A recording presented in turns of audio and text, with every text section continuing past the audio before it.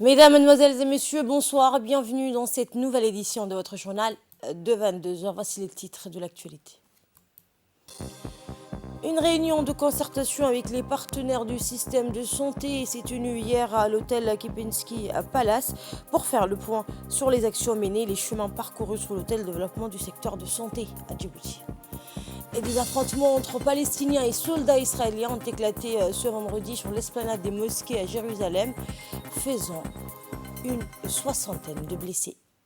Bonsoir. L'hôtel Kempinski a abrité hier donc une réunion de groupe de coordination de partenaires de la santé placée sous le patronage du ministre de la Santé, le Dr Ahmed Rableh Abdileh.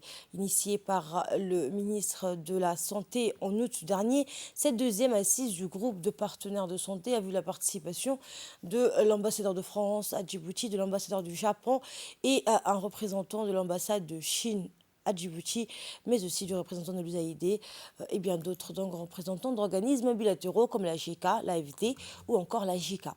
Outre la représentante de l'OMS, il est à noter la présence autour de tables de plusieurs représentants d'organisations nationaux, régionaux et internationaux, que sont donc l'UNFD, l'INSTAD, l'IGAD, le CDC Afrique, le PNUD, la Banque mondiale, l'UNICEF, l'OIM, le HCR, l'ONU-SIDA, le FNUAP et le PAM, organisés de façon régulière. Ce grand rendez-vous des partenaires de la santé fut l'occasion de partager ensemble les évolutions du système de santé djiboutien, de manière à faire le point sur les actions menées et les chemins parcourus sur l'hôtel de développement du secteur de santé.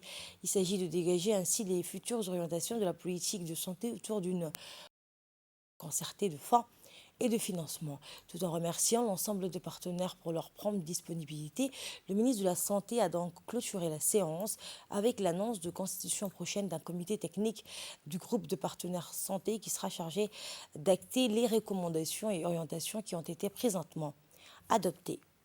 La représentante de l'OMS à Djibouti a indiqué l'entière disponibilité de son agence ainsi que celle des autres partenaires onusiens présents aux côtés du ministère de la Santé pour soutenir et participer au financement des différents projets structurants du système de santé djiboutien. Nous l'écoutons. La santé est une priorité pour la population et le gouvernement djiboutien. Et c'est vous et vos collègues au ministère de la Santé qui s'attellent au quotidien et sans relâche pour répondre aux nombreuses urgences et priorités sanitaires du pays. Ce leadership et engagement, Monsieur le Ministre, s'est encore manifesté par la récente campagne de vaccination contre la poliomyélite. Cette campagne en 2 tours s'est préparée et organisée avec efficacité. Elle visait à protéger tous les enfants de moins de 5 ans contre cette maladie tragique, comme vous l'avez dit, indépendamment de leur nationalité et surtout le territoire. Nous pouvons ainsi leur garantir un avenir riche en opportunités à tous ces enfants. Nous avons tous fini en beauté sur cette campagne et cela montre bien la richesse et l'impact d'un partenariat efficace. Cette campagne montre aussi l'importance des systèmes de routine. La vaccination de routine, bien sûr, mais aussi la surveillance. À partir du moment où nous aurons une bonne surveillance épidémiologique, nous serons en mesure de connaître les menaces sanitaires auxquelles nous sommes confrontés et pour nous préparer ensemble pour y faire face et sauver des vies. La finalisation de la stratégie nationale de vaccination nous permettra de réunir tous ces éléments dans une vision stratégique que nous pourrions par la suite décliner en plan opérationnel. Le ministre de la Santé a pour sa part indiqué que la stratégie du ministère de la Santé s'inscrit largement dans la perspective de relever ensemble l'ensemble des défis afin d'accélérer les progrès vers une couverture sanitaire universelle. On l'écoute. Massive et de qualité témoigne de l'intérêt que vous portez donc à cette problématique de santé. Le gouvernement de la République de Djibouti tient à l'existence d'un système de santé de qualité pour tous et partout. Il est donc de mon devoir de mobiliser les partenaires pour appuyer et orienter nos stratégies nationales de mise en œuvre de la politique de santé. Ainsi, nous sollicitons l'appui de l'ensemble des partenaires afin de nous accompagner dans cette noble mission pour mieux répondre aux besoins en matière de santé de notre population. Il est utile de vous rappeler que la stratégie du ministère de la Santé s'inscrit largement dans la perspective de relever l'ensemble de ces défis afin d'accélérer les progrès vers la couverture sanitaire universelle et les objectifs de développement durable liés à la santé. Il s'aligne sur la vision 2035. Cependant, le plan de développement de santé PNDS 2020-2024 constitue donc le document de référence pour toute action menée dans le secteur de la santé, sur toute l'étendue du territoire national pour les 5 premières années. Ainsi, la réussite de sa mise en œuvre exige que le gouvernement et ses principaux partenaires s'alignent tous ensemble derrière les priorités du PNDS et mettent leurs ressources techniques et financières à tous les niveaux pour plus d'efficacité et d'efficience. Par ailleurs, cette mise en œuvre aboutira à une réflexion de dialogue du symposium de santé, c'est-à-dire des assises de la santé que vous connaissez, au cours de laquelle un large débat entre les secteurs de la santé de façon globale, ce n'est pas seulement le ministère de la Santé, mais c'est l'ensemble du monde de la santé à Djibouti et les populations, permettra donc, ce dialogue permettra de revoir le système de santé dans sa globalité. Il est important de rappeler que grâce à la conjugaison de nos efforts, à l'image de ce partenariat, la redynamisation de notre système de santé passe inéluctablement par la digitalisation qui va nous permettre de mieux réorganiser le monde de la santé dans sa globalité et la numérisation de nos services de santé avec l'essor du numérique et de l'Internet. En ce mois béni du Ramadan, il est indispensable d'évoquer la prière de Tarawih, prière spécifique au mois de Ramadan. Les Tarawih donc, sont les prières quotidiennes du soir exécutées par celle de Isha.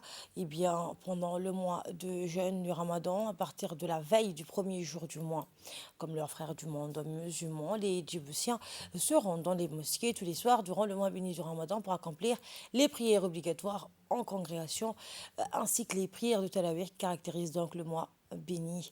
À cet égard, les mosquées de tous les quartiers de la ville de Djibouti se remplissent de fidèles qui souhaitent obtenir une récompense de Dieu en exploitant les périodes du mois sacré du Ramadan avec le culte et les bonnes actions. Ces scènes donc captées par la caméra de la RTD montrent l'intense présence des fidèles dans les mosquées afin de participer à la prière de Tarawih, qui est considérée comme l'une des traditions, la tradition prophétique, que la paix et la bénédiction d'Allah soient sur lui. Rappelons que le Coran étant divisé en 30 parties, à la fin du mois de Ramadan, l'imam est censé avoir récité la totalité du Coran durant ses prières.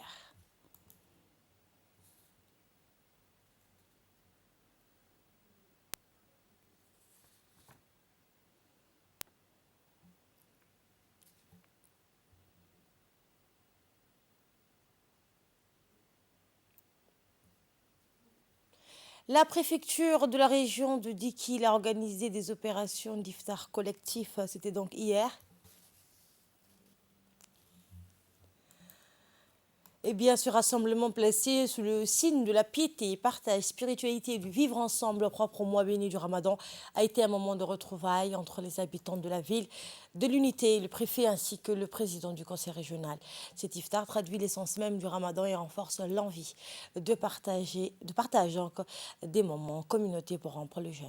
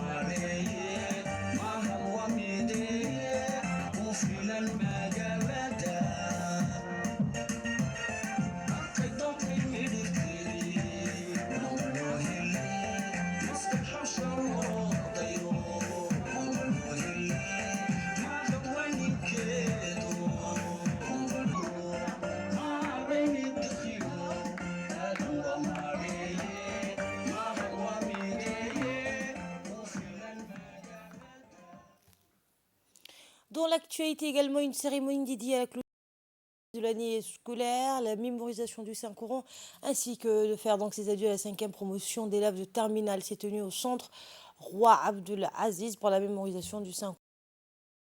Le centre pour la mémorisation du noble Coran de Tadjoura a été créé en 1975 et contribue activement à la promotion de la langue arabe et de la culture islamique dans cette région ainsi qu'à la mémorisation du Saint-Coran. Ce centre donc témoigne des fortes relations fraternelles qui existent entre les gouvernements de la République de Djibouti et du Royaume d'Arabie Saoudite et de la coopération fructueuse, notamment dans le domaine de l'éducation. Les parents d'élèves ont souligné lors de cette cérémonie l'importance du rôle joué par le centre Roi Abdelaziz Atatürk pour l'enseignement et la diffusion de la langue arabe et de la culture islamique depuis près de 50 ans.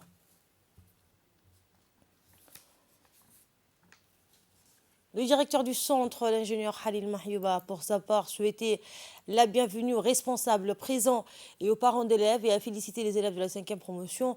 Il a salué les valeurs de sécurité et de coexistence sociale dont jouit la République de Djibouti en affirmant donc les efforts déployés par les autorités djiboutiennes afin de préserver ces acquis nationaux nécessaires pour atteindre le développement durable.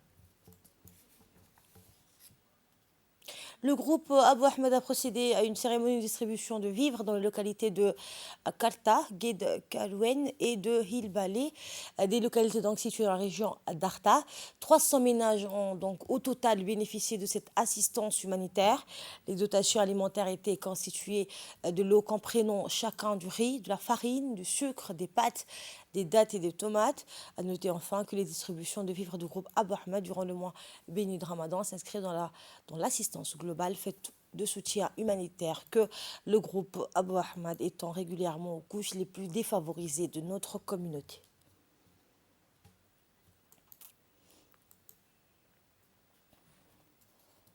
Le propriétaire du groupe Abou Ahmed, le commerçant djiboutien Abdelrahman Ahmed, a exprimé dans une brève allocution ses remerciements et sa reconnaissance aux autorités locales pour l'accueil chaleureux et les moyens nécessaires facilités pour fournir cette aide aux groupes vulnérables de ces localités rurales. Les officiers de la police judiciaire du commissariat de Haden ont reçu dans la journée du 12 avril une femme qui déclarait avoir été victime du fait d'extorsion d'une somme numéraire de 810 000 francs qui se trouvait donc dans la caisse de sa boutique. Elle précise aux policiers que 2 individus sont entrés dans sa boutique et ont aussitôt réclamé l'argent qui se trouvait dans la caisse. Menacée avec une arme blanche, la dame leur a remis la totalité du contenu de sa caisse. Après la déposition de la plainte, les policiers ont aussitôt effectué une patrouille mobile en suivant les différents renseignements recoupés sur place. En effet, plusieurs témoins ont déclaré aux OPJ du commissariat de Hoden avoir aperçu 2 individus ressemblant au signalement donné par la victime. Les 2 hommes ont ainsi pu être interpellés non loin du lieu de leur forfait. Lors de leur arrestation, les 2 hommes portaient donc sur eux 3 couteaux et pour donc plus de sécurité, il est conseillé aux commerçants de ne pas garder des grosses sommes d'argent dans les caisses de leur boutique, mais de les mettre à l'abri ou ailleurs. Et la mise en place de caméras de surveillance est toujours d'une grande utilité en cas de vol. Suite à une opération de patrouille de surveillance du littoral maritime, les équipes de la garde-côte djiboutienne ont intercepté dans la nuit du 13 au 14 avril une embarcation de pêche yéménite engagée dans des activités de pêche illégale dans les eaux djiboutiennes, dans la zone dite du banc d'Ankali. Ainsi, ces 3 membres d'équipage, tous d'origine yéménite, qui ont été interceptés dans le cadre de cette opération. Une quantité importante de poissons de différentes espèces a été aussi saisie à bord de cette embarcation de pêche. L'enquête a été confiée à la brigade des recherches, des investigations et des affaires judiciaires de la garde-côte, tandis que l'embarcation de pêche a été placée sous saisie dans l'attente d'une décision de la justice. Cette opération est à nouveau témoignage de l'engagement permanent de la garde-côte djiboutienne afin de protéger la richesse des ressources halieutiques de notre pays.